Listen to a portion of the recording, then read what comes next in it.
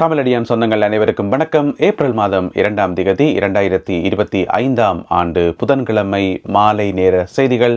இந்த காணொளியில் சில முக்கியமான செய்திகளை எடுத்து வந்திருக்கின்றேன். முன்னாள் ஜனாதிபதி மஹிந்த ராஜபக்சவினுடைய நெருங்கிய கூட்டாளியும் முன்னாள் முதலமைச்சருமாகிய ஒருவருக்கு 16 வருடங்கள் கடூழிய சிறை தண்டனை வழங்கப்பட்டிருக்கிறது. அது குறித்து விரிவாக பார்க்க இருக்கின்றோம். பிரதமர் ஹரணி அவர்களுடைய பதவி பறிக்கப்படலாம், அவருக்கு பதிலாக பிமல் ரட்நாயக்கா அவர்கள் பிரதமராக்கப்படலாம் என்று சொல்லி முன்னாள் ஏவிபி உறுப்பினர் ஒருவர் முக்கியமான கருத்தொன்றை சொல்லியிருக்கின்றார். அது குறித்து விரிவாக பார்க்க இருக்கிறோம். அத்துடன் இந்த வேட்பு மனுக்கள் நிராகரிக்கப்பட்டமைக்கு எதிராக நிறைய கட்சிகளும் சுயேட்சை குழுக்களும் நீதிமன்றங்களில் வழக்குகள் போட்டிருக்கு தானே. அந்த வழக்குகளுக்கு என்ன நடக்குது, அது ஏற்றுக்கொள்ளப்பட்டதா, அவர்கள் திரும்பவும் தேர்தலில் போட்டி போடலாமா, இது மாதிரியான கேள்விகள் நிறைய பேருக்கு இருக்குது. எனவே அதற்கு சில பதில்கள் கிடைத்திருக்கின்றன. அது குறித்தும் விரிவாக இந்த காணொளியில் பார்க்க இருக்கின்றோம். திருகோணமலை நிலாவளி பகுதியில் போக்குவரத்து போலீசாரை தாக்கிய இளைஞர்கள் 6 பேர் கைது செய்யப்பட்டிருக்கிறார்கள். அது குறித்து ஒரு முக்கியமான செய்தி இருக்கிறது. அது குறித்து விரிவாக பார்க்க இருக்கிறோம். இந்த செய்திகளுடன் இன்றைய கேலி சித்திர பகுதியில் 2 பேர் கதைக்கின்ற ஒரு முக்கியமான ரகசியம் ஒன்று இருக்கிறது. இன்றைக்கு நாங்கள் அந்த ரகசியத்தை சொல்லி வைப்போம். எதிர்காலத்தில் அந்த ரகசியம் உண்மையாகுதா இல்லையான்றதை நாங்கள் பொறுத்திருந்து பார்க்க போகிறோம். எனவே வாருங்கள், எல்லாவற்றையும் தொகுத்து இந்த காணொளியில் பார்க்கலாம்.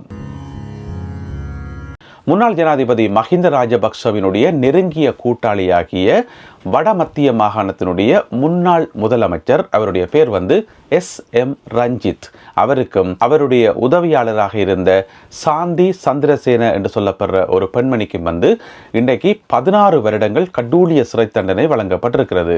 அப்போ 16 வருடங்கள் கடூழிய சிறை தண்டனை வழங்குற அளவுக்கு அவையில் என்ன குற்றம் செய்தவை என்று பார்த்தீங்கன்னு சொன்னால், வழக்கம் போல லஞ்சம், ஊழல், மோசடி, அதுகள் தான். அதாவது இந்த எரிபொருள் மானியம் இருக்குது தானே, எரிபொருள் பெற்றுக்கொள்ளலாம் தானே. இப்போ முதலமைச்சராக இருந்தால் அதை அளவுக்கு அதிகமாக பெற்றுக்கொண்டு கிட்டத்தட்ட 20,80,000 ரூபாவுக்கு 20,80,000 ரூபாவுக்கு ஊழல் மோசடி செய்திருக்கிறோம். அந்த எரிபொருள் கொடுப்பனவில் அது சம்பந்தமான வழக்கு விசாரிக்கப்பட்டு இன்றைக்கு 16 வருடங்கள் கடூழிய சிறை தண்டனை வழங்கப்பட்டிருக்கிறது. அவர்கள் சிறைச்சாலைக்கு அழைத்து செல்லப்படுகின்ற அந்த காட்சியை தான் இப்போ நீங்கள் பார்த்து கொண்டிருக்கிறீர்கள். இந்த செய்தி சில பல முன்னாள் முதலமைச்சர்களுக்கு வயிற்றுல புளிய கரைச்சிருக்கும் என்றதில் எந்த விதமான ஐயமும் இல்லை. ஏன்னு சொன்னால், நாங்கள் கேள்விப்பட்டிருக்கிறோம் சில பல முன்னாள் முதலமைச்சர்மார் இந்த மாதிரி லஞ்ச ஊழல் செய்தவே, முறைகேடுகள் செய்தவே, பணத்தை வீண் விரயம் செய்தவே என்றெல்லாம் கேள்விப்பட்டிருக்கிறோம்.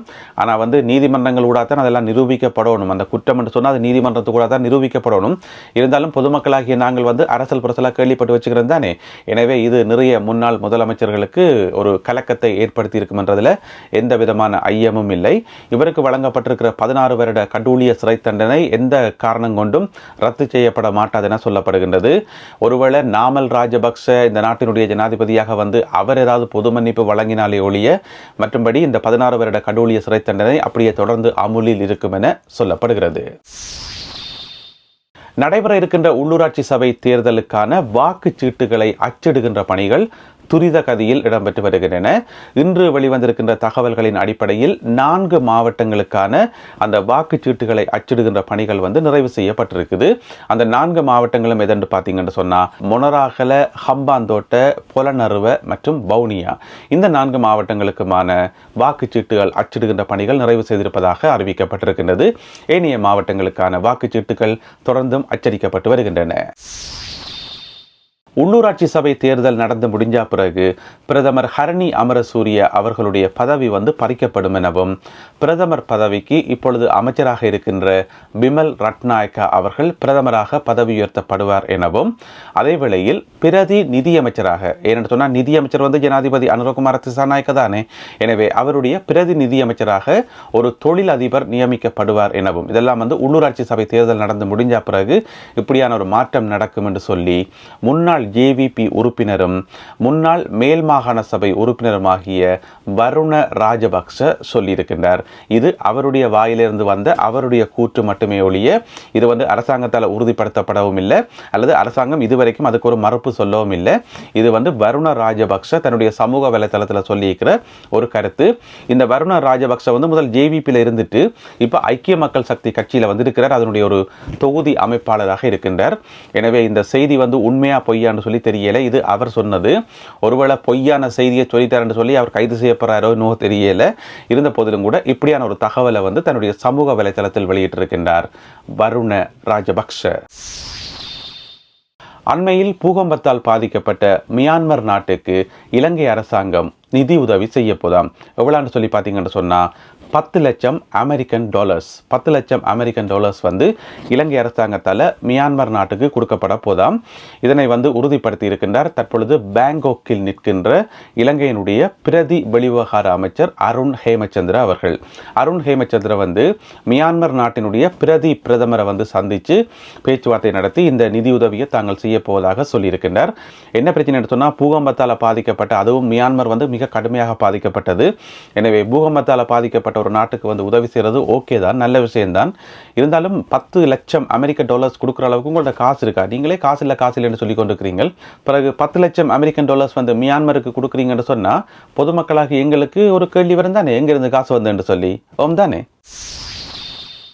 நடைபெற இருக்கின்ற உள்ளூராட்சி சபை தேர்தலில் வந்து நிறைய கட்சிகளினுடைய வேட்பு மனுக்கள் நிராகரிக்கப்பட்டது. அதே போல் சுயேட்சை குழுக்களினுடைய வேட்பு மனுக்களும் நிராகரிக்கப்பட்டது, எங்கள் எல்லாருக்குமே தெரியும். அதனை எதிர்த்து நீதிமன்றங்களில் வந்து அரசியல் கட்சிகளும் சுயேட்சை குழுக்களும் வந்து வழக்குகள் போட்டிருக்கின்றன. அந்த வழக்குகளுக்கு என்னதான் நடக்குது, அதெல்லாம் விசாரிக்கப்படுதா, வேட்பு மனுக்கள் வந்து மீளவும் ஏற்றுக்கொள்ளப்படுறதுக்கான வாய்ப்புகள் இருக்கான்னு சொல்லி பொதுமக்கள் மத்தியில் வந்து கேள்விகள் இருக்குது. அந்த கேள்விகளுக்கான சில பதில்கள் வெளியாகி இருக்கின்றன. எப்படி என்று சொன்னால், நேற்று முன்தினம் திங்கட்கிழமையிலிருந்து இது சம்பந்தமான விசாரணைகள் இடம்பெற்று வருகின்றன.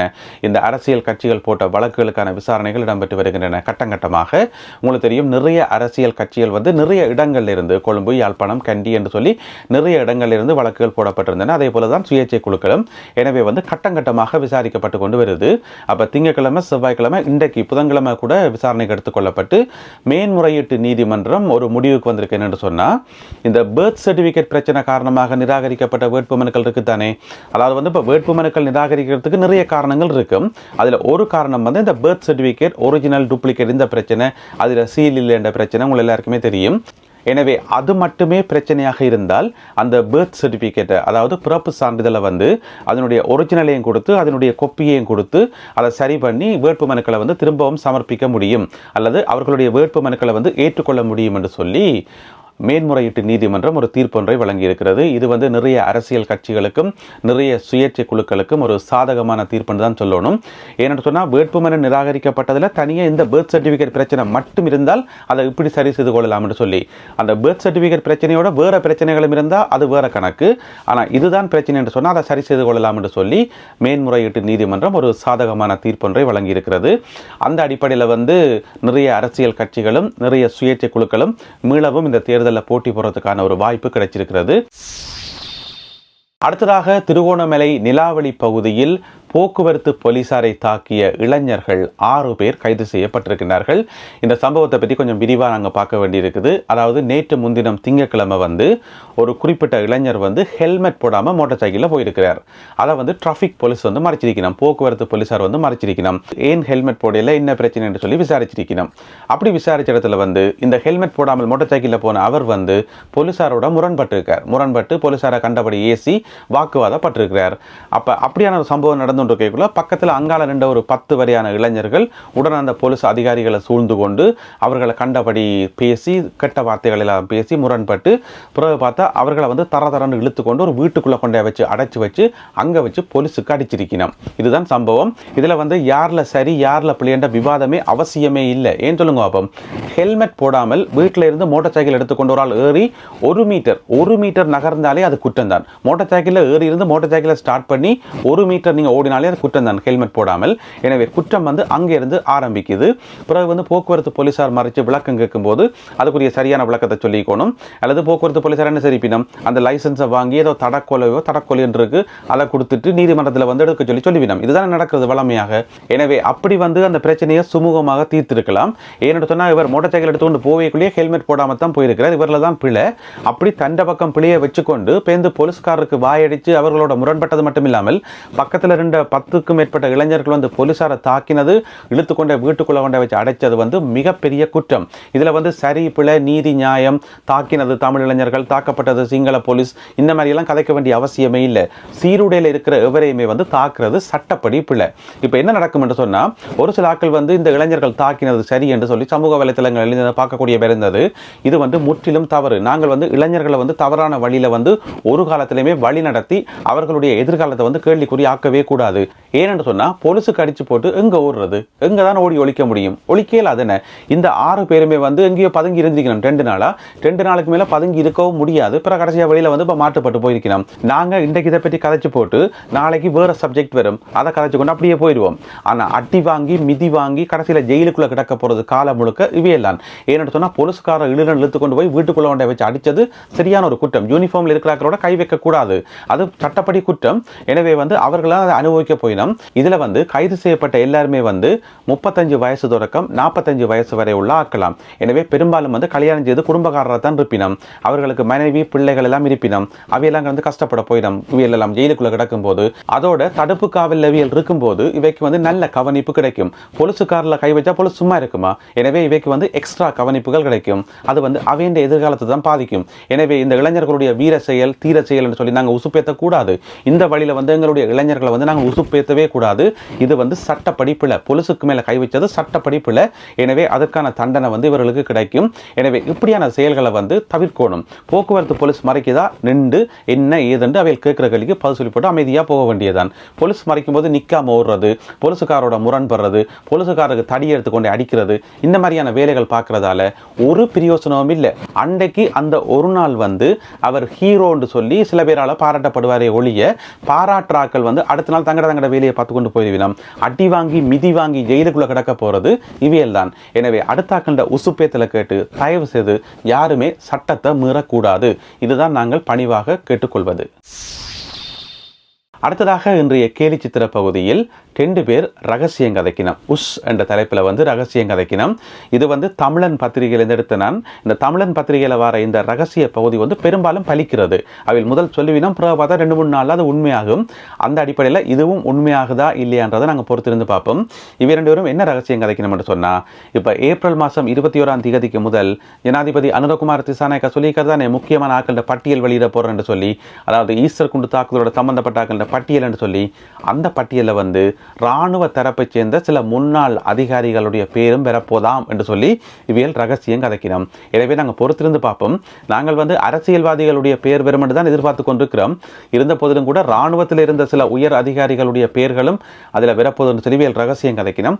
எனவே பொறுத்திருந்து பார்ப்போம். யார் யாருடைய பெயர் விவரங்கள் எல்லாம் வெளிவரப்போது, யார் யாருடைய தலைகள் எல்லாம் உருளப்போது என்று சொல்லி மீண்டும் இன்னும் ஒரு காணொளியில் உங்களை சந்திக்கின்றேன். அதுவரை நன்றி, வணக்கம்.